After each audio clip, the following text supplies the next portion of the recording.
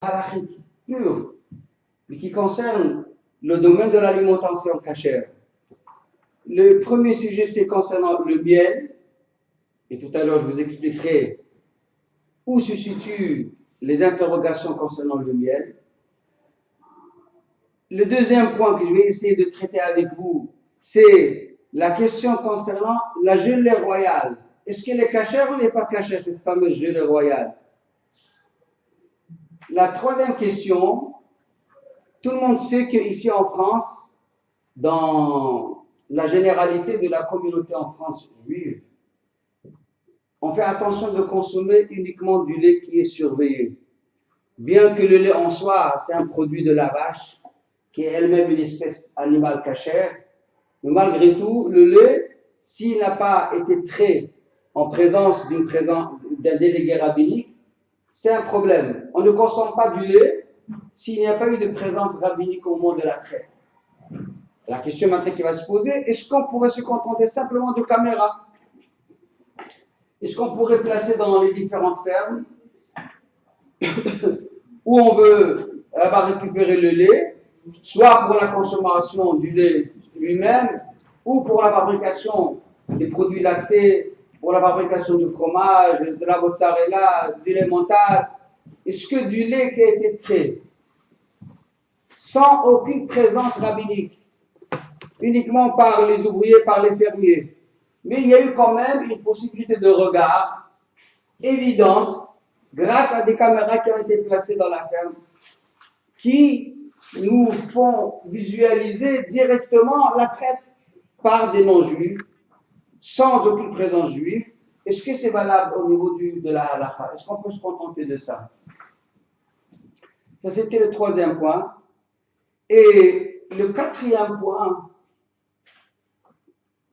pour les produits médicaux, on est amené souvent à être confronté à de la consommation de produits médicaux, des gélules, et en général ces gélules-là, les gélules qui enveloppent le produit médicamenteux lui-même, en général, ils sont composés avec souvent de la gélatine, et parfois il y a des huiles de poisson, des huiles de poisson dans cette gélatine, dans cette capsule-là. Bien entendu, si on a pu garantir la cacheroute de la gélatine, puisqu'elle existe en cachère, une gélatine qui provient, une gélatine bovine qui a été fabriquée à partir de matières premières qui étaient cachères, mais qu'est-ce qu'il en est des huiles de poisson? Est-ce que les huiles de poisson, on peut les consommer d'une façon tacite, ou il faut s'intéresser sur les origines de cette huile de poisson qui se trouve à l'intérieur des capsules des médicaments? Et enfin, le dernier point, si il me restera le temps pour le développer, lorsqu'on fabrique du fromage, on récupère de grandes quantités du liquide. Une fois qu'on a récupéré le solide, après avoir installé les ferments lactiques et les présures dans les quantités de lait nécessaires pour la fabrication du fromage, il y a ce qu'on appelle le petit lait, mais en fait, il y a des grandes quantités. Il y a beaucoup plus que 50% du liquide qui reste. Est-ce que ce liquide-là, qui va servir après, soit pour la fabrication du lactose, c'est le sucre du lait, soit pour la fabrication de la caséine, soit pour la fabrication de la poudre de ce sérum, qui va être utilisé pour agrémenter des produits de pâtisserie, est-ce qu'un tel produit est aussi concerné par la nécessité de la présence rabbinique au moment de la traite? Ou bien, cette exigence-là qu'il faudrait que ce soit du lait surveillé, uniquement quand on consomme le lait tel quel. Quand je veux utiliser le lait tel quel, ou bien je veux faire du fromage avec ce lait-là, j'ai besoin que ce lait soit produit, soit créé avec une surveillance rabbinique. Ici, moi, je n'utilise pas le lait lui-même, je vais utiliser qu'un composant de ce lait. Je vais utiliser le petit lait, je vais utiliser le lactose, le sucre du lait. Est-ce que pour le lactose aussi, ou bien pour la caséine aussi, il y a cette exigence halachique d'avoir une présence rabbinique au moment de la traite? Voilà, je vous ai cité 5 points, on va essayer de les décortiquer. Alors, concernant le miel, Jamais on s'est posé des questions sur la cachère du miel. Le miel, c'est un produit cachère.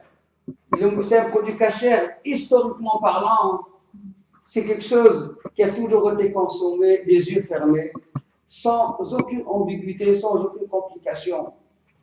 Il y a même des traces, des mentions explicites dans les prophètes, où là-bas, Shimshon, il est parti récupérer du miel que les abeilles avaient fabriqué sur un cadavre d'un lion. Nous savons que Jonathan, le fils de Shaul HaMelech, le grand ami de David HaMelech, lui-même, il avait réussi à sauver sa vie grâce à du miel qu'il a trouvé et qu'il a pu consommer pour rester en vie. Donc le miel, c'est toujours cachère. On a toujours su qu'il est cachère. Bien entendu, il y a une grande question qui se pose. Pourquoi le miel, il est cachère? Alors que nous savons qu'il y a un principe connu dans le Chasse, dans le Talmud, qui est rapporté dans le traité Brochorot, page 6, il y a un principe qui nous dit Hayotse min hatame tame.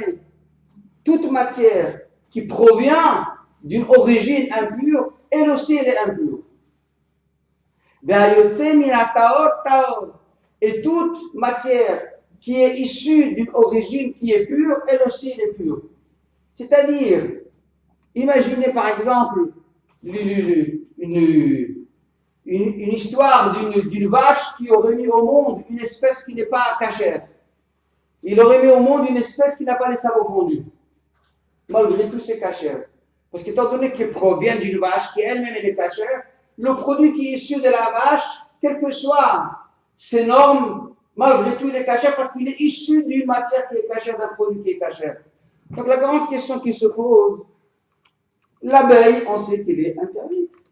L'abeille, c'est un insecte volatile. Celui qui consomme un abeille, c'est comme s'il a mangé 6 fois du porc. Il faut savoir, c'est plus grave. Parce qu'il y a 6 fois, à 6 reprises, la Torah a répété l'interdit gravissime de la consommation des vers ou bien des insectes volatiles, etc. Et puis, vis-à-vis de l'abeille, celui qui consomme transgresse 6 interdits de la Torah. Donc, l'abeille en soi, c'est une petite créature qui est impure. Elle est interdite à la consommation. Comment se fait-il que le miel qui est issu de l'abeille soit caché? Pourtant, Hayotse minatame tame, toute matière qui découle, qui émane d'une origine impure, elle aussi est impure. Pourquoi alors le miel il est caché? Parce qu'elle fait que le transformer. Pardon? Parce qu'elle fait que le transformer. Alors on va expliquer.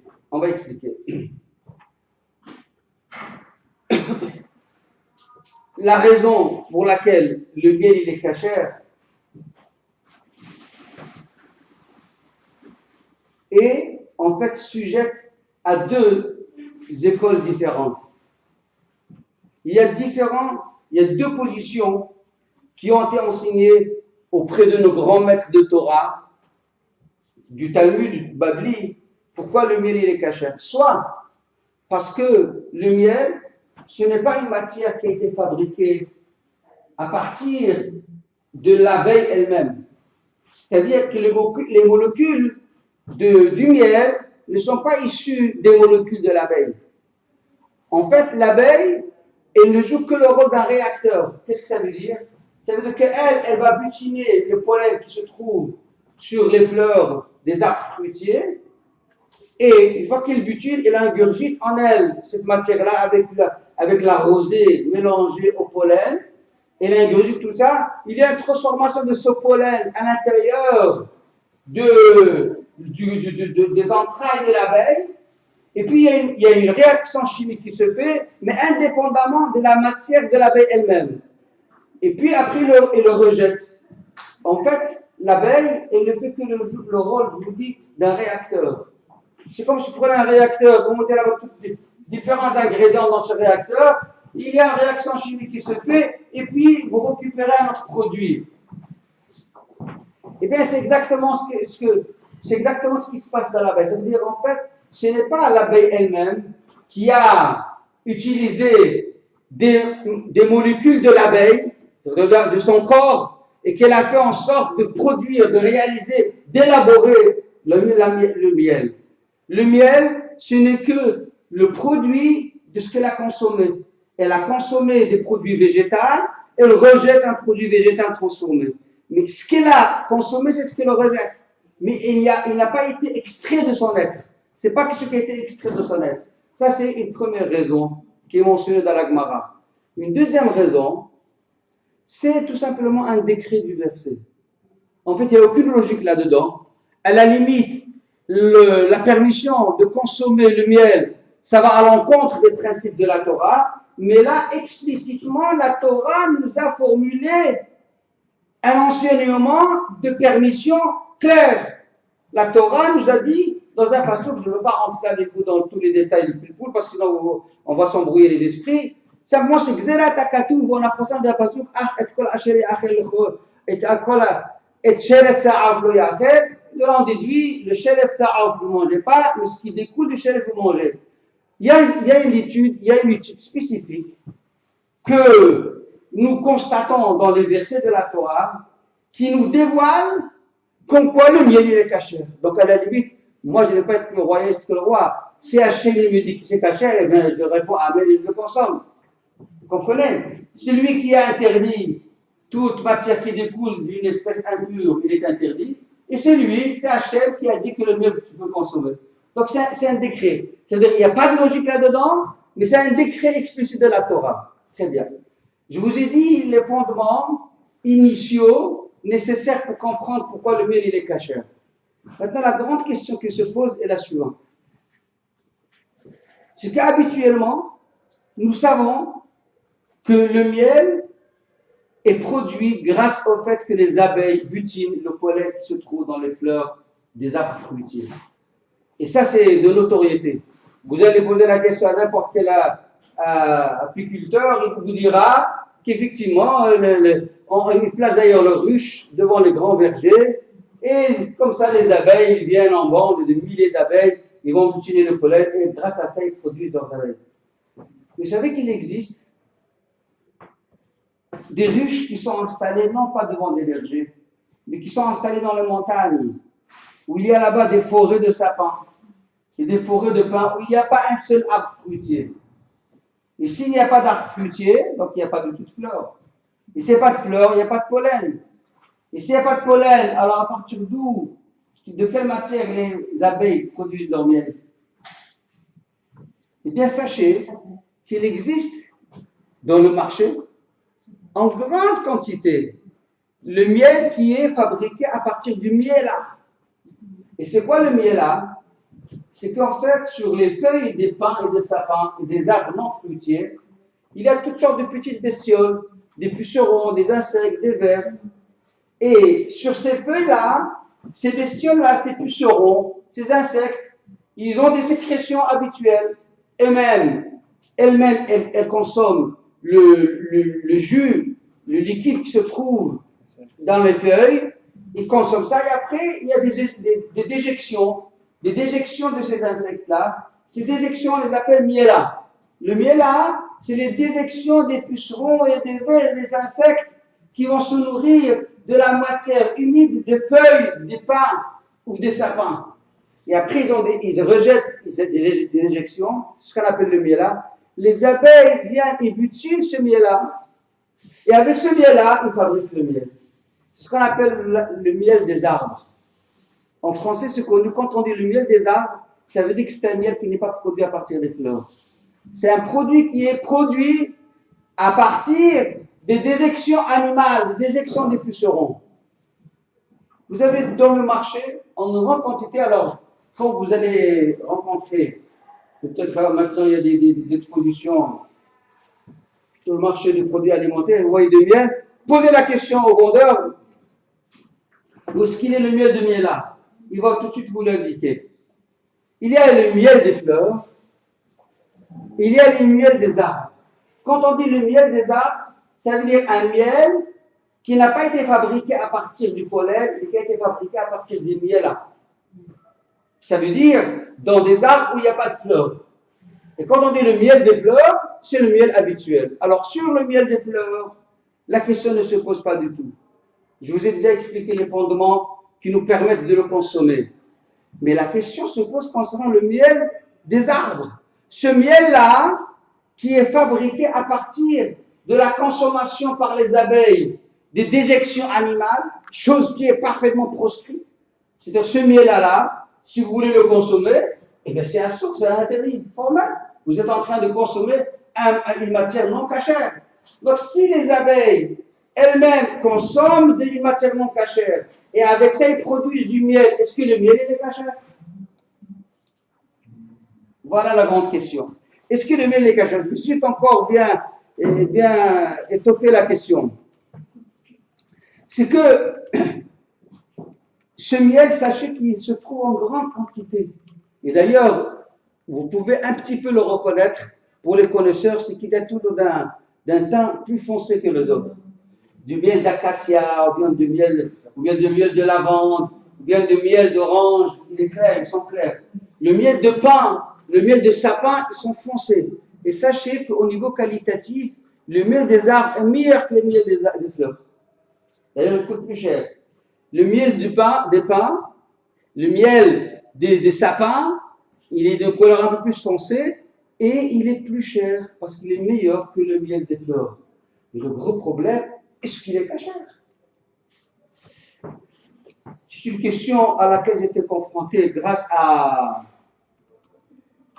une occasion où on devait, au sein du Bédine, octroyer une certification cachère d'une grande usine de fabrication de miel, ici en France, parmi les leaders mondiaux.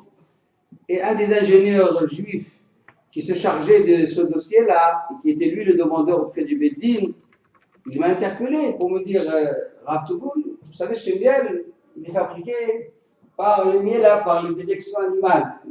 Est-ce qu'il est caché ou pas? Alors, regardez un petit peu où se situe le problème. Je vais vous dire de façon succincte où se situe le problème. Si nous disons que la raison pour laquelle habituellement le miel est cachère, parce qu'il y a cette logique que je viens de vous expliquer, à savoir qu'en fait les abeilles ne produisent rien de leur personne, de leur être. Les abeilles ne font que ingurgiter du produit végétal qu'ils rejettent et pas transformer. Il n'y a rien d'elles-mêmes. Si c'est ça la raison, pourquoi le miel habituel il est cachère, vous comprenez bien que tout de suite que pour le miel de Mila il n'est pas cachère. Pourquoi en général le miel il est cachère, bien que c'est un produit qui est issu d'une espèce non cachère? Si nous optons comme la première école que je vous ai citée, à savoir que tout simplement les abeilles ne produisent rien de leurs molécules, de leur être. Les abeilles ne font que ingurgiter le pollen, il y a une réaction chimique qui se fait dans leurs entrailles, ils le rejettent. Donc si c'est ça la raison pourquoi le miel est cachère, vous comprenez bien que s'ils ont ingurgité de la matière non cachère, eh bien ils réduisent de la matière non cachère, donc on n'a pas le droit de le consommer. En revanche, si nous optons comme la deuxième école, que la raison pour laquelle il est cachère, bien qu'il est issu de l'espèce non cachère, il est comme cachère, parce que c'est un décret de la Torah, tout simplement. Dieu, il a dit que tu peux manger. Dieu qui nous a dit qu'on n'a pas le droit de manger les abeilles, il nous a dit tu peux manger le miel des abeilles. Si c'est un décret, donc c'est quelque chose qui est entièrement en dehors d'une position rationnelle. Ce n'est pas quelque chose qui est construit sur une logique. C'est un décret de la Torah. Eh bien, si c'est un décret de la Torah, il nous dit que le miel, bien qu'il est issu d'une espèce non cachère, il est comme cachère. À ce moment-là, moi, je ne peux plus m'intéresser de quelle origine vient ce miel. Qui vient d'une origine de pollen, ou bien d'une origine de miel. Là, le miel des abeilles, il est cachère. D'accord? Vous voulez déjà dire quelque chose? Vous avez répondu. Ah, Où est-ce qu'on trouve le décret, enfin, le verset autorisé à manger? Vous regardez dans le traité de Bechorot, page Vav, verso, au verso. De Berachot, Voilà. Berachot ou Bechorot. Alors, au niveau halachique des choses, pratiquement, comment on doit se comporter? Je vous ai dit les deux tendances, les deux écoles, comment on doit se positionner? Eh bien, il faut savoir que, a priori, il ressort que la tendance des grands décisionnaires, quand je dis les grands décisionnaires de l'histoire juive, du peuple juif, le Maïmonide, le Rabbi Moutam, le Rabbi Yoroham, enfin des grands maîtres de Torah, ils ont plutôt opté pour la position qui nous dit que la raison pour laquelle le miel est cachère, c'est parce que les abeilles ne font que rejeter ce qu'ils ont ingurgité. Comme ils ont ingurgité un produit issu de pollen, ils rejettent le même produit, va transformé par la réaction chimique qui a été réalisée dans leurs entrailles. Si c'est ça la tendance des poskim, alors vous comprenez qu'il y a un réel problème pour le miel de miela. On a fait une grande étude sur ça. Ce que je suis en train de vous dire, c'est franchement des petites briefs de toute l'étude vaste qu'on a traitée sur ce sujet-là. Je n'ai pas voulu, malgré mes conclusions personnelles, comme quoi le miel n'est pas caché, le miel de miela n'est pas caché, je n'ai pas voulu diffuser ces positions-là tant que je n'ai pas consulté l'une des plus grandes autorités de notre monde, dans notre époque, qui s'appelait Rav Wosner Zatzal. Vous avez entendu, il est décédé, ça fait moins d'1 an. C'est vraiment un grand soleil au niveau de la halakha dans notre génération. Et il m'a envoyé un courrier que j'ai édité dans mon ouvrage, et il m'a envoyé un courrier pour me dire qu'effectivement, d'après lui, c'est interdit. Donc, faites attention. Voilà un élément quand même qui est important. Et je ne pense pas que vous le saviez, cette chose-là, que le miel de miela, ce n'est pas du tout évident qu'il soit caché. Faites attention quand vous achetez, prenez toujours des produits qui sont le miel des fleurs. Quand vous voyez le miel des fleurs, vous êtes tranquille. Ou bien, miel d'acacia, on sait très bien que l'acacia c'est un arbre. Miel de lavande, on sait très bien aussi qu'il y a des fleurs. Miel d'oranger, il n'y a pas de problème. Quand c'est un produit où c'est marqué miel de fleurs, vous êtes sécurisé. Si c'est miel toute origine, ou bien miel de pain, ou bien miel de sapin, ou bien miel des arbres, de façon plus large, évitez de le consommer, c'est un réel problème. C'est un réel problème. Parce que ça veut dire que vous êtes en train de consommer en fait des déjections de poussin. Voilà. Vous savez qu'il y a des conséquences de cette position-là que je viens de vous dire. Quelque chose de fantastique, quelque chose de très beau. C'est que si nous disons que le miel, en fait, ce n'est pas un produit de l'abeille. L'abeille ne fait que être un réacteur. C'est un réacteur, l'abeille. Mais en fait, ce qu'elle a ingurgité, c'est ce qu'elle rejette. Donc, en fait, c'est un produit qui vient de la terre. C'est-à-dire, le miel, c'est un produit agricole. Grâce à ça, il y a des décisionnaires qui veulent dire que lorsqu'on veut consommer le miel, on doit faire la bracha boré priya adama. Pas chez Akon ni Hamifaro. Alors, c'est vrai qu'on ne retient pas cette position-là parce qu'en fait, quand il y a une transformation et tout, donc on ne reconnaît plus le produit végétal devant nous. Vous ne voyez pas de pollen quand vous consommez du miel. On ne voit pas le pollen, mais en tout cas, sachez qu'il y a ceux qui ont voulu dire effectivement que mon papa a fait chacun, il faut boré priya adama parce que c'est un produit de là. C'est un produit de là. Mais malgré tout, vous ferez un petit accord dessus. Il y a encore une autre conséquence qui émane de ce problème-là, c'est imaginer quelqu'un qui a fait un vœu. Lui, il a fait un vœu d'être végétarien. Je ne vais plus consommer un produit qui émane d'une créature vivante. Il a fait un neder, il a accepté sur un vœu que je ne veux plus consommer à partir d'aujourd'hui toute matière qui provient d'un être vivant.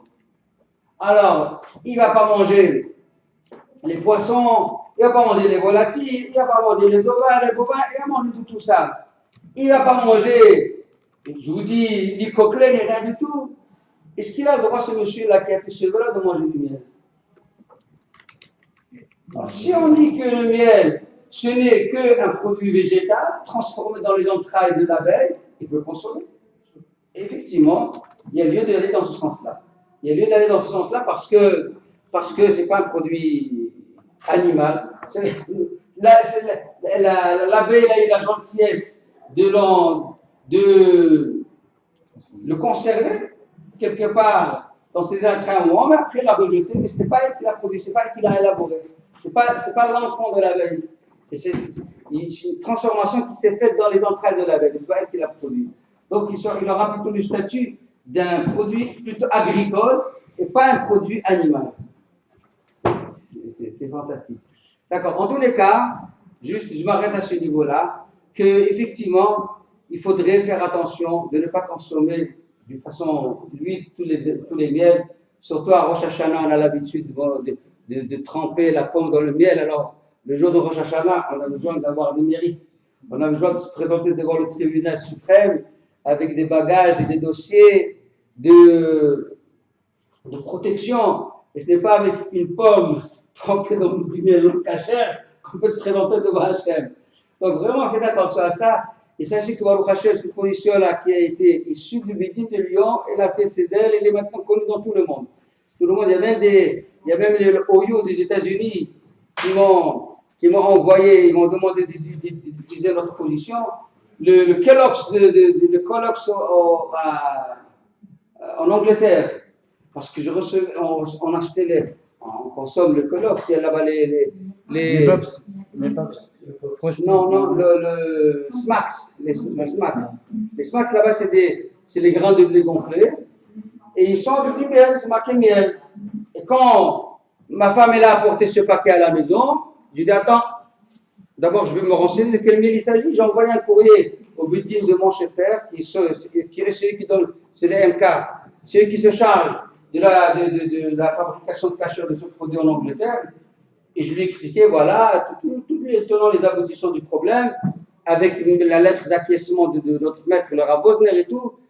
Et il m'a dit, quand ils ont reçu mon courrier, ils ont envoyé des délégués rapides de toutes les usines en Angleterre, de Kellogg's, pour vérifier quel miel il s'agit. Alors il m'a dit, sachez qu'ils n'utilisent que des miels des fleurs. Vous pouvez continuer à consommer les Kellogg's. Oui, il risque au moins d'utiliser un miel qui coûte plus cher. Oui, il ne risque pas. Enfin, mais peut-être pour la qualité, ils auraient voulu. Mais on a quand même besoin d'une vérification. Donc, on fait attention à ce niveau-là. Maintenant, on va essayer de parler de la gelée royale. La gelée royale. Vous savez que la gelée royale, elle a d'énormes vertus. Elle est vraiment très, très efficace au niveau du confort physique qu'elle apporte, au niveau de la santé. Elle donne du tonus, elle rajeunit même la personne. Enfin, dans beaucoup de domaines, la gelée royale est très très efficace, très bénéfique pour la santé humaine. Et il y a beaucoup qui consomment la gelée royale. Le gros problème, c'est que la gelée royale, il faut bien savoir que ce n'est pas du miel. Ce n'est pas du tout du miel. Et d'autant plus que la gelée royale, elle n'est pas du tout fabriquée par l'abeille dans le même compartiment que le miel habituel. Alors que le miel habituel, l'abeille, elle le fabrique, il y a cette réaction chimique qui se fait dans son estomac, il dit le Rambam de l'estomac, donc ça veut dire dans son appareil digestif. Sachez que la gelée royale, j'ai vu, qu'elle provient plutôt des sécrétions du cerveau de l'abeille. Il y a des lobes au niveau de la tête de l'abeille qui là-bas se fabriquent la gelée royale. Donc, déjà, grâce à cette différence au niveau du lieu d'élaboration du miel et de la gelée royale, on ne pourra pas utiliser la logique qui nous a permis d'arriver à permettre le miel habituel de l'abeille. C'est-à-dire que là, on va être réellement confronté à un problème. La gelée royale, c'est une matière qui est produite par l'abeille. L'abeille, c'est une créature qui est interdite à la consommation, c'est impur. Donc, toute matière qui émane d'une espèce impure, elle est impure. On ne pourra pas utiliser l'avantage que j'avais dit pour le miel habituel. Mais malgré tout, la question se pose, est-ce que la gelée royale est cachère ou pas? Alors, au passage, sachez que la gelée royale telle qu'elle, elle est inconsommable. Vous prenez la gelée royale telle qu'elle, elle est amère. Mais alors, à un niveau excessif. Ça veut dire même un animal, même un chien ne pourra pas du tout manger ça. Comment on arrive à consommer la gelée royale? C'est en la mélangeant avec du miel, à une raison de presque 37 à 38 fois la quantité de la gelée royale. Si vous mettez 1 gramme de gelée royale, vous mettez 38 grammes, 37 grammes de miel. Et à ce moment-là, vous avez un produit final qui est consommable. Où il y a là-bas de la gelée royale qui a toutes ces belles vertus bénéfiques pour l'homme. Donc, est-ce que cette gelée royale est cachée ou pas? D'un côté, il y a lieu de dire qu'elle n'est pas cachère. Pourquoi? Parce qu'elle est issue d'une espèce qui n'est pas cachère. Et on ne pourra pas utiliser l'élément que je vous avais cité pour le bien tout à l'heure, parce que ici, il s'agit d'un réel produit de l'abeille. C'est pas qu'elle a consommé du végétal et qu'elle a rejeté du végétal transformé, c'est qu'elle a élaboré cette gelée royale. Donc, a priori, on pourrait dire que c'est interdit. D'un autre côté, on va dire qu'il n'y a pas d'interdit. Vous savez pourquoi il n'y a pas d'interdit? Parce que nous savons qu'il existe un grand principe pour toute la notion de l'alimentation cachère. C'est que la Torah, elle interdit que des matières qui sont comestibles. Des matières qui ne sont pas mangeables parce qu'ils n'ont pas de goût, bien parce qu'ils ont un goût détérioré, bien parce qu'ils ont un goût parfois même dégoûtant, on ne peut pas le prendre. C'est pas un interdit de la Torah. La Torah, elle a interdit uniquement un produit qui est mangeable. Un produit qui n'est pas mangeable, il ne fait pas partie des interdits alimentaires. À Mavdil, je vous dis, vous prenez de la viande et du lait. Il y a eu de la viande qui a été cuite dans du lait. Et elle s'est détransformée jusqu'à ce qu'il n'est plus mangeable. Elle a été décomposée. En fait, par la décomposition qu'elle a subie, elle perd l'interdit qu'il a frappé auparavant. Parce que la Torah, quand elle nous a interdit de manger, c'est de ne pas manger un produit mangeable. Un produit qui n'est pas mangeable, la Torah ne l'a pas interdit.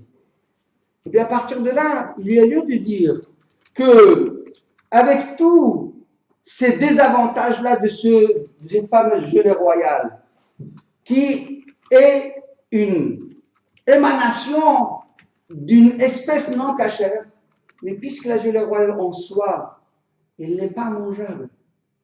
Elle est très très amère. C'est quelque chose c'est insupportable. Vous prenez une goutte de gelée royale, c'est insupportable. Je vous dis, même un animal ne pourra pas manger ça. Eh bien, grâce au fait que la matière de la gelée royale elle-même, elle est inconsommable, donc elle n'a pas le statut d'aliment. Et par conséquent, elle ne peut pas être frappée par les contraintes alimentaires. Si c'était un aliment, alors je pourrais dire qu'on ne peut pas consommer un aliment qui émane d'une espèce non cachère. Mais du fait que ce n'est pas un aliment, parce que justement, c'est pas du tout mangeable, alors s'il n'est pas du tout mangeable, il n'y a pas lieu de le frapper d'un interdit alimentaire. Simplement, vous allez me dire, mais d'accord, ce beau raisonnement, on pourrait encore le tenir si je prenais la gelée, je la mange telle quelle. Mais ce n'est pas le cas. La gelée, je l'agrémente, je fais parfois des bonbons avec les gelées royales, je la mélange avec du miel, je fais un produit. En fin de compte, quand je consomme la gelée royale, je ne la consomme jamais dans l'état. Toujours, vous allez dans les pharmacies, vous allez partout, vous allez acheter de la gelée royale. Et bien, cette gelée royale, elle est toujours proposée sous des formes très attractives et très enchantantes au niveau gustatif. Ça veut dire que c'est la gelée royale qu'on propose, c'est pas comme ça. Donc on va dire peut-être, dans quel cas nous disons qu'une matière qui n'a pas le statut alimentaire parce qu'elle n'est pas consommable, n'est pas frappée par les interdits alimentaires, c'est vraiment dans l'état. Mais si elle a été agrémentée, c'est interdit. Alors, pour résumer les choses et pour vous dire la conclusion, il y a beaucoup de fondements halakhiques qui disent qu'à partir du moment où la gelée royale, elle est amère, elle est inconsommable, elle n'a pas le statut d'aliment. Et puisqu'elle n'a pas le statut d'aliment, elle n'est pas frappée par les interdits alimentaires. Et même si on l'a mélangée avec d'autres produits qui, eux, sont oui consommables, comme avec du miel normal, donc on prend une petite quantité de gelée royale, on la mélange avec beaucoup de quantité de miel habituel de fleurs, de sorte que le produit final il est consommable. Malgré tout, c'est quand même permis de le manger. Pourquoi? Parce qu'il y a ce qu'on appelle un bitoul.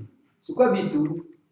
Bitoul, ça veut dire qu'une matière qui elle-même aurait pu être sujette à un problème halakhique de consommation, quand vous la mélangez dans une grande quantité de produits qui, lui, est cachère, on dit que la petite minorité s'annule dans la grande majorité et le produit final, il est consommable. Vous allez acheter une confiture de fraises. Vous savez que les fraises, il y a des bestioles là-dedans. Vous savez que les bestioles, on n'a pas le droit de les consommer. Pourtant, on n'a jamais interdit d'acheter la confiture Bonne Maman ou d'autres confitures. Même si je sais que peut-être il y avait des vers là-dedans. La raison est très simple, parce que le verre il a été broyé et quantitativement, il est négligeable par rapport à la quantité des fraises. C'est pas qu'on peut consommer la fraise tranquillement. Et c'est vrai, vous pouvez acheter une confiture de fraises sans vous poser de questions, même si nous savons pertinemment qu'il certainement il y a eu des petits verres là-dedans, parce qu'ils sont annulés dans la grande majorité du produit, du fruit qui lui est cachère. C'est la même approche que nous mettons en application concernant la gelée royale. Donc, fondamentalement, il est vrai qu'il est difficile d'interdire de consommer la gelée royale quand elle est mélangée dans du miel. Seulement, étant donné qu'il y a quand même quelques divergences d'opinion à l'Afrique, en l'occurrence, Rabbi Shimon Auerbach, lui-même, il est resté mustapek, je dis que s'il y a un besoin réel de consommer, ça veut dire un besoin légitime, une personne elle a besoin, le médecin lui a prescrit la gelée royale. Il a besoin d'avoir plus de vigueur, il a besoin de consolider sa santé. Il n'y a pas lieu de s'abstenir. Mais si c'est ça pour le plaisir gratuit, ce n'est pas la peine de rentrer dans ça. Comprenez? Donc ça, fondamentalement, je vous dis que la gelée royale, présentée dans un mélange de miel qui est cachère, il est cachère. Vous pouvez la manger. C'est comme ça qu'il tient le Rishon Lezion, Rabbi Shlomo Amar et encore d'autres poskim. Et a priori, la démarche et l'approche est très très bien construite. Encore un troisième point. Concernant le lait surveillé, je vous ai dit que nous, les Juifs de France, pas comme les Américains. Les Juifs en Amérique, c'est vrai qu'ils ont une grande souplesse, qui se permettent de consommer souvent du lait qui n'est pas surveillé. Bien que les gens vraiment orthodoxes font attention, mais dans la grande masse, des Juifs aux États-Unis consomment du lait qui n'est pas surveillé. Mais ici, dans la communauté juive en France, on a toujours fait attention qu'on consomme du lait surveillé. Ça veut dire de lait qui a bénéficié d'une présence rabbinique au moment de la traite. Et la question qui se pose, s'il n'y a pas eu de présence rabbinique au moment de la traite, mais il y a eu simplement des caméras qui ont été installées dans les endroits clés de la ferme et qui supervisent en bonne et due forme toute la traite, est-ce que ces caméras pourront être le substitut de la présence rabbinique nécessaire habituellement ou pas? Alors, je vais vous répondre. Il faut savoir que, à la base, Rabbi Nissim, on a encore le temps ou... On a dit, oui, on a encore le temps. On a un quart d'heure.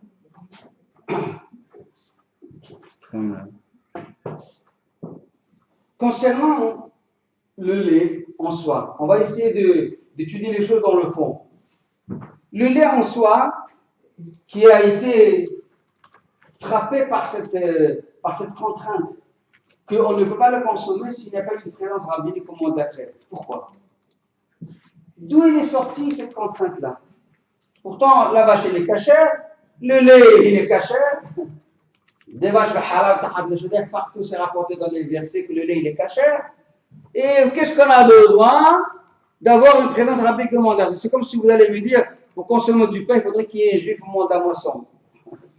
On a besoin le lait, il est caché, et ben, on n'a pas le consommer tranquillement. En fait, la raison pour laquelle il est interdit, il est expliqué dans la Gemara de Masechet Avodah Daf Lamed Amud Bet, il est rapporté que, parce qu'il y avait des risques de mélange du lait non caché. C'est-à-dire que, on parle donc de ce qui se passait à l'époque, des sages qui ont pris à cœur le dossier du lait, et il y avait effectivement des risques très significatifs qu'avec le lait de vache, on mélangeait du lait porcin, ou bien du lait d'ânesse, ou bien du lait de chamelle. Et le lait de chamelle, le lait du porc, le lait d'ânesse, il est interdit. Il est formellement interdit. Donc, parce qu'il y avait ce risque de mélange. C'est pour cela que les maîtres de Torah, ils ont proscrit le lait non surveillé. Donc, en fait, la raison pour laquelle on exige une surveillance, c'est pour écarter ce risque de mélange avec du lait non caché. Donc, c'est très simple. Et les maîtres de Torah qui avaient la charge de protéger la pureté du peuple juif, ils ont vu qu'il y avait ici un risque qui était fondé. Ils ont exigé que pour toute consommation laitière, il faudrait qu'il y ait une présence rabbinique au mois d'après. C'est très bien. La grande question qui pourrait se poser, c'est dans notre époque à nous. Pourquoi? Parce que dans notre époque à nous, nous savons qu'il y a une réglementation gouvernementale qui assure une garantie presque certaine qu'il n'y a pas de mélange. Si un fermier, il s'aventure à aller ajouter quelques gouttes d'eau dans son lait, il peut déjà se préparer à fermer sa ferme. Il y a des grandes... nous sommes dans une société où il y a des contrôles très sévères pour éviter toutes sortes de fraudes, pour éviter toutes sortes de mélanges, de sorte que c'est impensable, c'est vraiment impensable, c'est presque inexistant qu'un fermier aille se permettre d'aller ajouter du lait porcin dans son lait de vache. Si jamais il fait une chose comme ça, il est en train de s'auto-condamner à arrêter son activité. Eh bien, la question est la suivante. Est-ce que ce contrôle sévère, qui est rigoureux de la part de l'État vis-à-vis des productions de lait, qui écarte naturellement le risque de mélange, est-ce que ça peut être remplacé par la présence rabbinique? Les maîtres de Torah qui ont été à la base de cette institution, ceux qui ont institué le fait qu'on n'a pas le droit de consommer du lait qui n'a pas bénéficié d'une présence rabbinique dans la traite, au moment de la traite, ces maîtres de Torah, ils n'ont trouvé comme rempart que la présence rabbinique. Puisqu'il y a un risque de mélange, eh bien, tu ne peux pas consommer le lait s'il n'y a pas un surveillant. Le surveillant est là pour garantir qu'il n'y a pas de mélange. Si maintenant, moi, j'ai une autre forme de surveillance, qui n'est pas celle de la présence rabbinique, mais qui est celle du gouvernement, sachant qu'il s'agit de structures sévères, rigoureuses, qui nous garantissent, je pense, on peut dire à 100%, qu'il n'y a pas du tout de mélange, ni de mélange avec une espèce de lait non caché, ni de mélange avec du lait, mais avec de l'eau, pardon, mais avec de l'eau, même ajouter de l'eau, c'est quelque chose qui est formellement proscrit. Est-ce que ça peut remplacer la présence rabbinique qui a été instaurée à un moment donné lorsqu'il y a eu l'institution qui a été décidée? Voilà la grande question. Alors, ce débat-là, je répète, ce débat-là, est-ce que le contrôle de l'État peut remplacer le contrôle rabbinique? Est-ce que c'est quelque chose qu'on peut prendre en considération ou pas? C'est un grand débat qui existe déjà depuis l'époque du Pri Hadash et récemment aux États-Unis avec Rabbi Moshe Feinstein et d'autres dolim. Alors,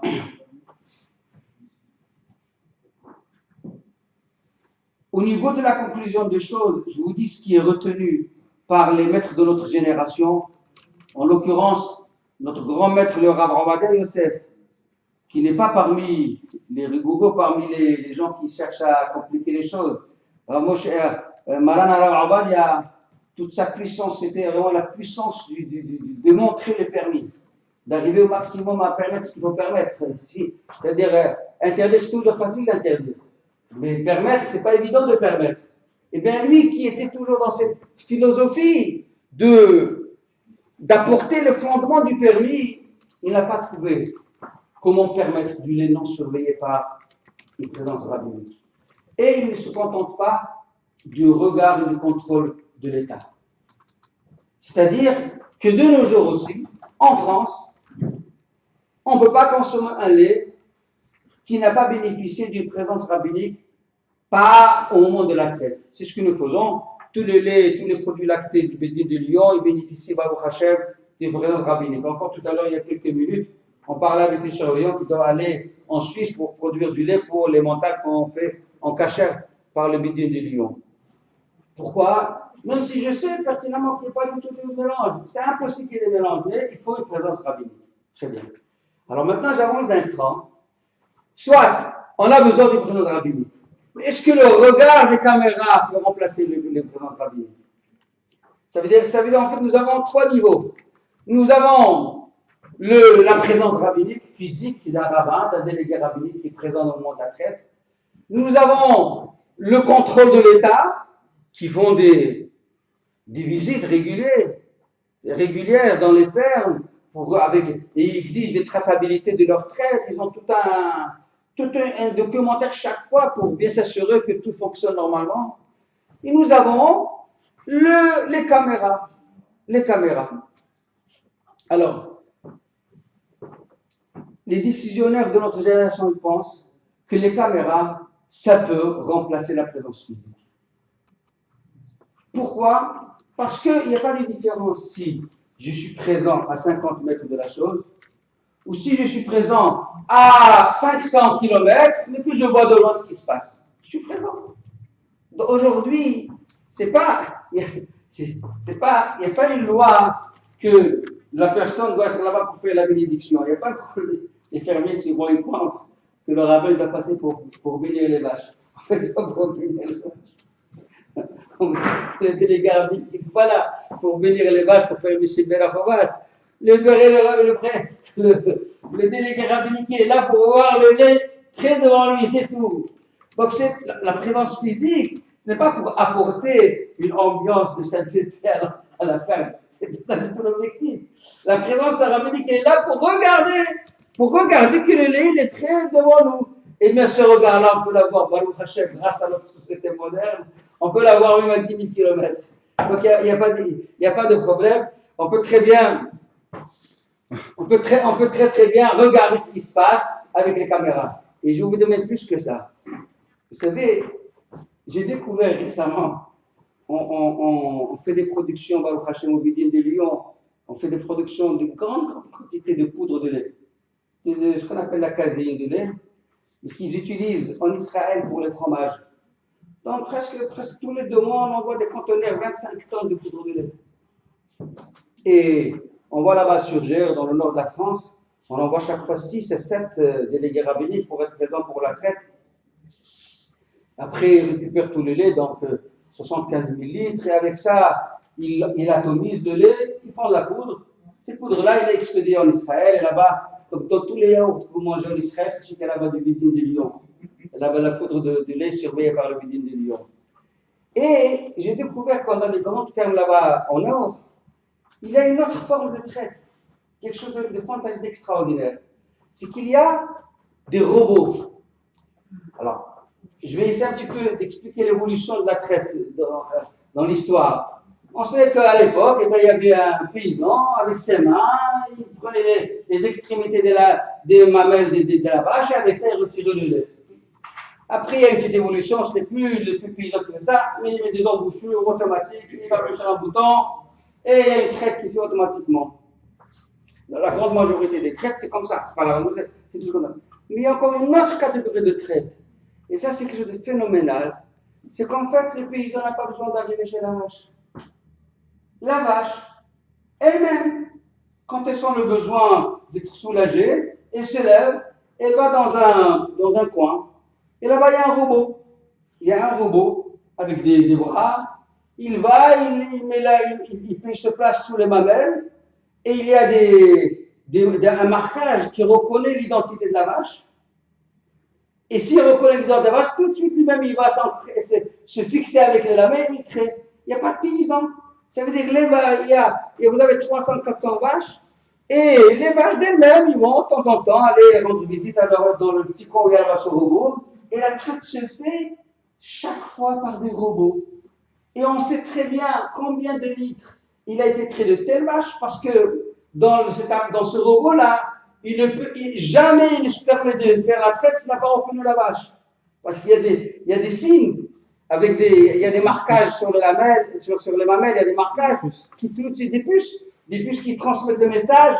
Et quand on transmet le message, il y a l'heure. Eh bien, sachez que, halakhiquement parlant, c'est aussi un élément qui est très valide. Ça veut dire que ça nous permet de diminuer le nombre des chambres, de diminuer le nombre des délégués rabbiniques grâce à ces robots. Parce que ces robots-là, ils ne peuvent pas fonctionner s'ils ne reconnaissent pas la vache. Donc, au lieu de surveiller la vache, on surveille le robot. On va aller voir est-ce que sur le robot, il y a tout le marquage qu'il faut, est-ce que ça correspond bien dans l'étiquette qui est sur la vache, le numéro correspond au numéro qui est dans le robot. Et donc, on sait que le robot, il a pris, il ne peut pas faire autrement. Donc, à ce moment-là, c'est valable. Donc, en tous les cas, c'est vrai que les caméras, ils sont valables pour la traite. C'est plusieurs robots ou un seul robot? Il y a 2 ou 3 robots.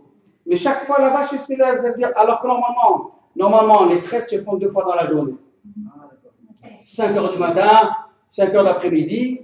Mais là, la vache, elle se lève parfois tous les 2-3 heures. Elle veut aller se frictionner avec ce robot-là. Donc elle se lève, elle va aller là-bas, et on va toujours le laisser. C'est extraordinaire. C'est-à-dire que la nature de la vache, c'est elle qui fait la chose. Mais il y a un nouveau danger, c'est que les rabbins sont remplacés par des ingénieurs. Dans ce cas-là. Ne nous en faites pas, on laisse pas le terrain vacant. On est toujours là-bas, on est toujours là, on laisse pas du tout les terrains vacants, on est toujours là. Voilà, écoutez.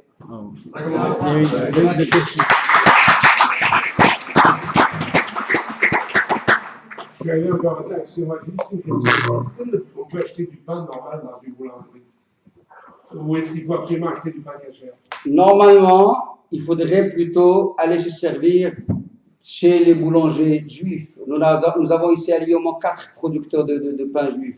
Vous avez les pains du monde, vous avez Lyon, la rue Tranchée, vous avez M. Jonathan et Gabriel. Parce que j'ai eu cette discussion avec le rabbin et Madad, et je vais vous raconter une anecdote. Quand j'étais jeune, j'avais un ami qui était serbe, il était yougoslave. Il savait que j'étais juif, mais il ne savait pas que les juifs ne mangeaient pas comme eux. Et un jour, il me dit, je fais Noël à la maison et je t'invite à Noël. Bon. Il me dit, je dis non, je ne peux pas venir. Alors, il m'a dit, mais tu devrais quand même, je prépare un cochon de lait et je le fais cuire dans le four de telle boulangerie qui avait un four à pain.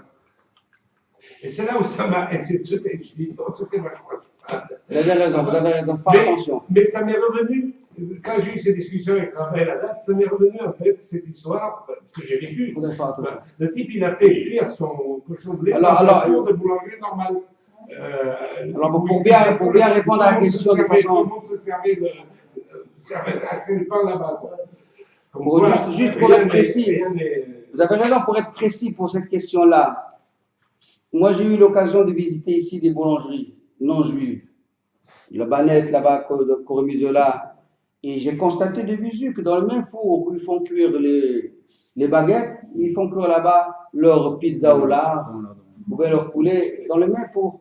Et c'est franchement pas quelque chose de conseillé a priori, donc d'acheter aveuglément. Maintenant, si vous êtes à la montagne ou ailleurs et vous voulez acheter du boulanger, essayez de poser 3 questions au boulanger.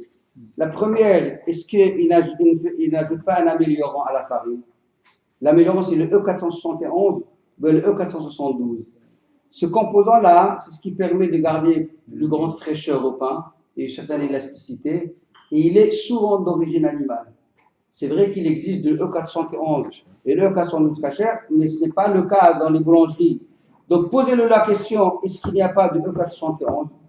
Deuxième question, posez-lui est-ce que vous avez un four réservé pour les baguettes et le pain, en même temps que pour les croissants et les petits pains et parfois les pizzas ou pas? Et en général, ils ont des fours qui sont dédiés. Il y a le four dédié pour la boulangerie, il y a le four dédié pour la pâtisserie. Et troisième chose, posez-lui la question si ça ne dérange pas qu'un juif vienne allumer le four.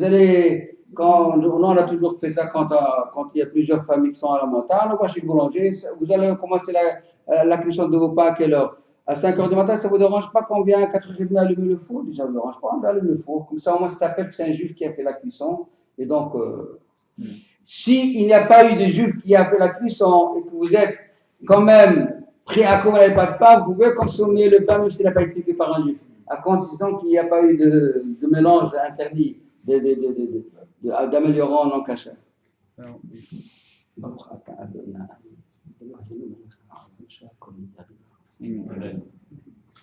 Alors, juste avant les questions, j'aimerais juste remercier le Dayan Rav Tobu de nous avoir honoré de sa présence aujourd'hui. Et juste pour le remercier aussi de nous avoir livré ces 3 questions. Donc la gélatine, ce sera sûrement pour une prochaine fois. Mais en tout cas, ces 3 questions ne sont pas anodines. Le fait d'avoir choisi ces questions-là, c'est vrai qu'a priori, ça a l'air d'être surtout des questions qui ne sont pas connues, mais je pense que c'est aussi surtout pour montrer la complexité des questions. C'est-à-dire que toutes les problèmes qui nous paraissent parfois être des choses qui ont l'air d'être d'une simplicité ahurissante, en réalité sont toujours des problématiques qui font intervenir beaucoup de notions qui nous paraissent parfois abstraites, beaucoup de notions qui sont issues de grandes réflexions. Donc même si on a l'impression que c'est la même étiquette, c'est le même étiquetage, qu'il n'y a pas de problème finalement, qu'est-ce que c'est? C'est que du miel. Il n'y a aucun problème. Il y a les médicaments, c'est toujours permis. Il y a systématiquement aucun problème. La gelée royale, qu'est-ce que c'est? Donc, même si parfois ça nous paraît être complètement normal, anodin, eh bien, il faut savoir que chaque permission, chaque produit qui est permis ou qui parfois est interdit, c'est l'issue de grandes questions, de grandes problématiques qui ont été traitées de manière très sérieuse et qu'il n'y a aucune décision qui est prise à la légère dans un sens ou dans un autre. C'est parfois beaucoup plus difficile de permettre que d'interdire. C'est ce que vous avez dit tout à l'heure par rapport au Rav Ovadia Yosef. Et c'est vrai que c'est facile d'interdire, ça coûte rien d'interdire. Par contre, permettre, c'est difficile. Et ces différents cas, parfois permis, parfois interdits, en fonction des circonstances, nous montrent bien donc la complexité de ces questions. Aucune de ces questions n'est prise à la légère. Et vous ne trouverez aucun rama qui vous dira oui ou non sans savoir au moins avoir pesé la question. Je vais juste vous poser deux questions qui ont été posées en même temps sur Internet. Je voudrais juste encore poser une question à Raoul. C'est que quand il y a le cachet du Bédine de Lyon, normalement c'est caché. Pas de problème, c'est sûr. Mais il y a une partie des Juifs qui ne reconnaissent pas. Ce n'est pas assez caché. Ça c'est déjà caché. Non, ça c'est déjà de la politique. Plus caché que caché. Il faut faire plus caché que caché. La question, il parle de la shrita de Chabad. Au niveau de la viande, c'est jamais assez caché. Ils Ils ont leur propre chocolat. Mais c'est pas la question qui est dedans. En fait, il faut savoir que dans le domaine du kasher, il y a l'interdit, il y a le permis, et il y a aussi la politique qui vient se greffer. Le plus cachère que cachère. Non, c'est pas plus cachère, prenez le politique. Le politique, c'est quoi? C'est que parfois on veut se réserver une certaine identité personnalisée, et donc on ne s'assimile pas. C'est-à-dire on ne consomme pas ce produit, ce n'est pas parce qu'il n'est pas cachère, parce qu'ils veulent préserver leur identité, parce qu'ils veulent préserver leur... Ils disent qu'ils n'ont pas assez confiance. Non, ça c'est des paroles en l'air. Ça c'est juste la façade. Le fondement des choses, c'est qu'ils ont un besoin de préservation de leur structure, ils veulent consommer leur viande parce que c'est en fait, sachez que Baruch Hashem, le Bédine de Lyon, il est reconnu à l'échelle internationale puisqu'on envoie des conteneurs de produits partout aux États-Unis, on allait faire régulièrement. Et il y a quelques groupes de gens, mais si ça leur fait plaisir, ils continuent. Mais indépendamment de ça, on entend des questions sur la validité de tel ou tel ashgacha. Ma question, c'est dans une épicerie cachère, il n'y a pas de chômeur. Est-ce qu'on peut faire confiance à tout ce qu'on trouve, à toutes les ashgacha? Bravo, je vous remercie d'avoir posé cette question-là. Non. Moi, j'interpelle la conscience de chacun. Lorsque vous allez à Maxicash ou bien à Lily Market ou bien à n'importe quel autre magasin cachère, il faut regarder ce que vous achetez. Et surtout, dans les produits lactés. Quand vous avez des biscuits où c'est marqué là-bas produits lactés, vérifiez ce qu'il s'agit du lait qui est surveillé. Vérifiez. Et vous allez vraiment découvrir, avoir des surprises. Moi, j'ai exigé au magasin, oh, vous trompez les gens parce qu'ils viennent acheter, ils trouvent cachère et marquez au moins sur le rayon lait non surveillé. Alors, il y a ceux qui l'ont fait, ils l'ont pris en petit, mais ils l'ont marqué quand même lait non surveillé. Mais autrement, n'achetez pas les yeux fermés. Même quand il s'agit des magasins qui sont censés être cachères. Pourquoi? Parce que les arrivages de tous ces produits qu'ils diffusent n'est pas obligatoirement sur leur autorité. Même les responsables des magasins, eux-mêmes, ils subissent des contraintes. Quand il y a une grosse coopérative de produits cachers qui leur vendent, ils leur imposent ou tout ou rien. Moi, je ne veux pas que tu veux prendre que cet ashgaha, pas l'autre. Moi, j'ai tout un éventail de produits. Si tu veux que je réponde favorablement à ta commande, je te donne tout ce que j'ai. Sinon, je ne te vends rien du tout. Donc, ils sont quelque part assujettis à ce régime-là, mais c'est au client de faire le tri. Quand le client va faire le tri et qu'il va y avoir des produits qui ne vont pas se vendre, même le premier fournisseur, il ne va pas les proposer. J'avais une question parce que j'ai acheté par exemple un paquet de gâteaux vendredi et donc il y avait marqué parfait, donc pas de problème. Et puis je l'ouvre vendredi soir, donc après le repas. Puis je regarde la dessus, il y avait du lait, il y a marqué poudre de lait, etc. Alors qu'il y avait une étiquette parfait. Non, alors ça c'est pas très sûr parce que parfois. Non, alors regardez, faites attention parce que parfois il y a l'emballage habituel. Mais pas d'emballage, pas d'emballage. Moi j'ai carrément un paquet de gâteaux, des hockey, des pièces de chocolat. Donc dans la composition, il y avait marqué qu'il y avait du lait, poudre de lait, etc. Et l'étiquette par-dessus. Alors il se peut, je suis en train de vous répondre.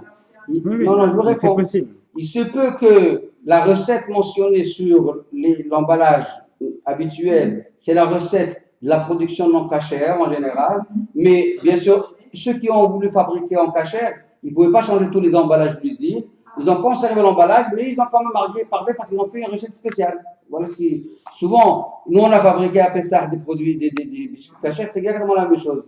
Mais seulement nous on a fait attention que dans l'autre étiquette à nous, on a marqué la nouvelle composition. Et donc, vous avez deux compositions. Vous avez la composition sur l'emballage standard, où là-bas c'est marqué toutes sortes de matières. Et vous avez l'étiquette où il y a le logo du Beddin, où il y a là-bas la composition de la recette cachère. Alors, j'aimerais juste compléter, notamment, j'avais pris en photo ça, notamment dans un magasin. Parfois, vous avez écrit, alors c'est quelque chose qui est le plus étrange et le plus pernicieux, vous avez écrit Afiat Israël. Donc il faut savoir, tout à l'heure vous parliez de la boulangerie, c'est qu'on peut acheter ou pas. Donc une des particularités de la cachoute, c'est effectivement d'avoir quelque chose qui a été cuit par un juif. Et il y a certains paquets de gâteaux dans lesquels il y a écrit en gros Afiat Israël, et donc il y a écrit Kacher Halavi, c'est Kacher et c'est au lait, cuit par un juif. Et entre parenthèses, en tout petit, à la loupe, c'est-à-dire c'est vraiment à la loupe, il y a écrit des initiales, il y a écrit Aleph, Chet, Nun, Afkat, Halav Nochri. Donc, il y a écrit entre parenthèses. C'est pas à nous ça. Non, il y a écrit entre parenthèses, les initiales, c'est que même une personne qui comprend l'hébreu ne le verra pas. Même une personne qui lit l'hébreu ne le verra pas. Il y a écrit Afkad, donc de la poudre, Chalav, de lait, Nochri, non juif.